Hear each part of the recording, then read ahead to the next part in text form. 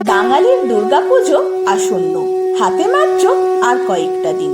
তারপর আকাশ বাতাস সেজে উঠবে এক নতুন ছন্দে। চলুন আজ আমাদের এই গল্পের মধ্যে দিয়ে ঘুরে আসি সেখান থেকে যেখানে মায়ের প্রতিমার সূচনা হয়। কলকাতার উত্তরভাগে অবস্থিত একটি পাড়া। এই অঞ্চলটি পটুয়াপাড়া বা মৃৎশিল্পীদের বসতি অঞ্চল হিসাবে বিখ্যাত, যা আজ কুমোরটুলি নামে পরিচিত। উত্তর কলকাতার কুমোরটুলি ছাড়া কলকাতার দুর্গাপুজো আজও অসম্পূর্ণ। আর এই কুমোরটুলি নাকি একসময় জঙ্গলে ঘেরা ছিল। তাহলে কিভাবে গড়ে উঠল আজকের কুমোরটুলি? এই সমস্ত বিষয়টা জানতে হলে আমাদের আজকের ভিডিওটি সম্পূর্ণটা দেখতে হবে। চলুন শুনে নেওয়া যাক। কুমোরটুলির ইতিহাস বিচিত্রময়। সারাদিনের বিভিন্ন সময়ের রূপ বিভিন্ন রকম। কুমোরটুলিতে বসবাসকারী মৃৎশিল্পীদের জীবনের গল্প চেনা জগতের মধ্যে গড়ে তুলেছে এক অন্য জগৎ। ভোরের আলো ফোটার সাথে গলির মধ্যে ভরে ওঠে কয়লার আঁচের ধোঁয়া। কোথাও আবার রেডিওতে বেজে চলেছে আকাশবাণী কলকাতার সম্প্রচার, সঙ্গে মাটির সোঁদা গন্ধ। আবার কোথাও দেখা যায় অল্প একটু জায়গায় এক মনে কাজ করে চলা বয়স্ক মৃৎশিল্পীদের।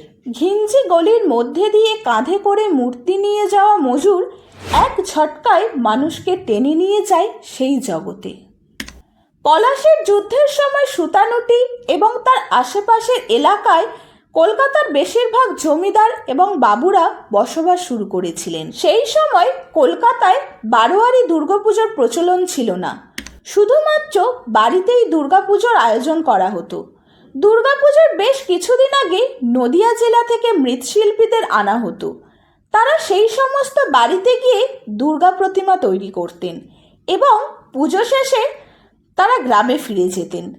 সেই মৃৎশিল্পীদের মধ্যে কয়েকজন কাজের সুবিধার জন্য এই এলাকার একটা ছোট্ট অংশে জঙ্গল পরিষ্কার করে বসবাস শুরু করেছিলেন। কুমোরটুলির প্রথম বাসিন্দাদের মধ্যে বেশিরভাগ মানুষ নদিয়া থেকে এলেও পরবর্তীকালে শেওড়াফুলি ও ঢাকা থেকেও মৃৎশিল্পীরা আসতে শুরু করেছিলেন।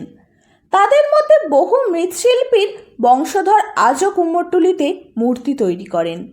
আবার তাদের মধ্যে কারোর জন্ম এই কুমোরটুলিতেই। বর্তমানে তাদের কাছে ইলেকট্রিসিটি পৌঁছালেও একটা সময় ছিল যখন তারা দীর্ঘদিন লম্ফের আলোয় প্রতিমা তৈরি করার কাজ করতেন।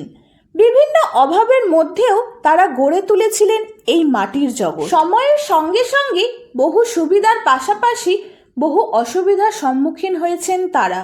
কুমোরটুলির যোগাযোগ সরাসরি দুর্গাপুজোর সঙ্গে হলেও সেই জলাকীর্ণ এলাকাকে আজকের কুমোরটুলি করে তোলার পিছনে এই মৃৎশিল্পীদের অবদান অনেকটাই। এই দুর্গাপুজোয় সেই সমস্ত মানুষদের জন্য রইল অসংখ্য শুভেচ্ছা। আমাদের ভিডিওটি যদি আপনাদের ভালো লেগে থাকে তাহলে ভিডিওটিতে একটি লাইক আর চ্যানেলটিকে সাবস্ক্রাইব করবেন।